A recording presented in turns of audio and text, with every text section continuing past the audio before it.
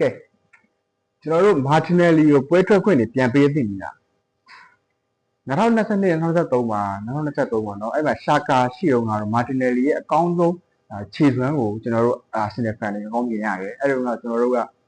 Vinicius တို့ဘာလို့လဲမှာနိုင်ရှင်ခဲ့သေးတယ် Vinicius တို့ Rodrigo နဲ့တော့မှဒန်းတူနေတာနေနဲ့Gabriel Martinelli ကျွန်တော်တို့အဲ့လိုနိုင်ရှင်ပါဗျာအဲ့လို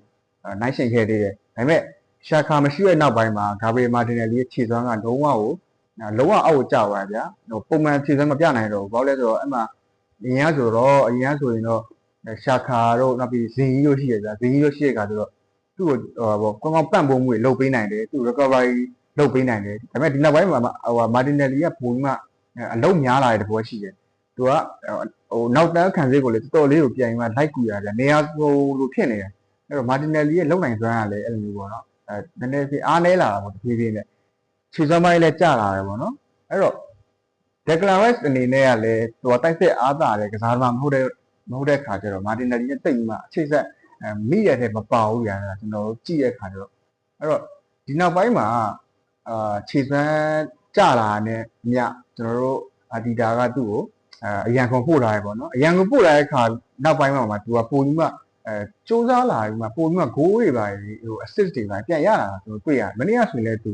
assist တစ်လုံးသူဖန်တီးပေးတယ် Man City နဲ့ပွဲမှာလည်းသူ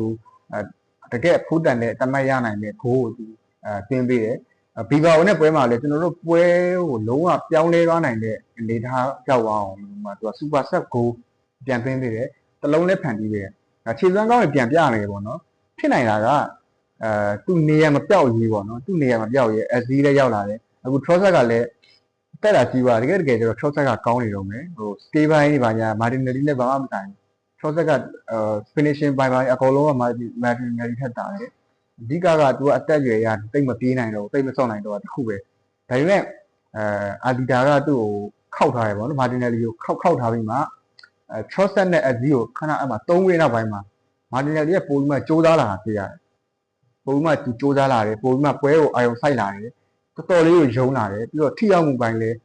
ဒီနောက်ပိုင်းမှာနော်ဒီနောက်ပိုင်းမှာ Martinelli ထိရောက်မှုပိုင်းလည်းအားများလာတယ်ဗျပိုပြီးမှကောင်းလာတယ်အဲ့တော့ကျွန်တော်တို့ Arsenal fan တွေကတော့ရှင်းပြောရင်တော့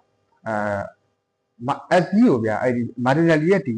LWF ပေါ့နော်ဘယ်ဘက်ချမ်းကြီးကိုကျွန်တော်တို့ထားမှမဆော့သေးချင်တကယ်SC ကအဲ့မှာထားရင်တော့ဆော့နိုင်တာမှန်တယ် SC ကအဲ့မှာဆော့နိုင်တယ်ဒါပေမဲ့ကျွန်တော်ညီကိုကြည့်လိုက်တာလွန်ခဲ့တဲ့ပွဲမှာကြည့်လိုက်ရင် SC တကယ်ကောင်းနေတဲ့နေရာကအဲ့ဒီ ANF နေရာနံပါတ်10နေရာမှာတော်တော် smooth ဖြစ်တယ်တော်တော်လေးကိုသူ့ရဲ့ SC ရဲ့ရွေ့လျားပုံတွေတော်တော်လေးကိုကောင်းတယ်တော့သူ့ရဲ့long pass တွေဖန်တီးပေးမှုတွေရောတော့အခုဒီနေ့ပွဲမှာဆိုရင်ဒီဂိုးတင်သွားရဗျာအဲ့လိုမျိုးပေါ့ပါဆော့နေရကနေစတာတကယ်ကျတော့သူ့ဒီဘယ်ဘက်ချမ်းမှာထားမယ်ဆိုရင်ဒီကောင်ကသူ့လုံနိုင်စွမ်းကိုလည်းနည်းနည်းကန့်တတ်တယ်လို့ဖြစ်တယ်ဗျာအဲ့တော့ SC ကိုတော့ကျွန်တော်တို့ဖန်တွေကအဲ့ဒီဘယ်ဘက်ချမ်းမှာမထားချင်ဘူး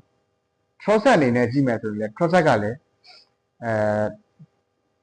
သူအတက်ကကြီးလာပြီတိတ်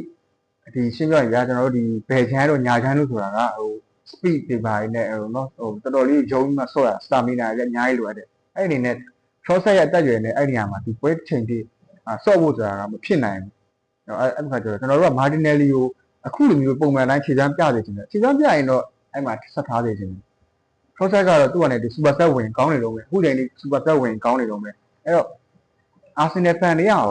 Martinelli ကိုဘယ်လိုမျိုးသဘောထားပြီလဲရောင်းကျင်တဲ့အထဲပါလားတချို့ကပြောရောင်းပြလိုက်တော့ကျွန်တော်လည်းပြောခဲ့ပါတယ်ရောင်းပြလိုက်တော့ပါတော့ပေါ့အဲ့တော့တကယ်ပဲ Martinelli ကိုကျွန်တော်တို့ရောင်းတင်နေလားဒါမှမဟုတ်ဆိုရင်ကျွန်တော်တို့အချိန်ဆက်ပေးမလားအချိန်ဆက်ပေးပြီးမှပွဲချိန်ပွဲထွက်တွေပါပွဲတော့ခွင့်တွေပါပြန်ပေးလိုက်ရင် Martinelli ကတကယ်ပြန်ကောင်းလာနိုင်မလားဒါတော့ချက်လောက် comment မှာရေးခဲ့ပေးကြပါဦး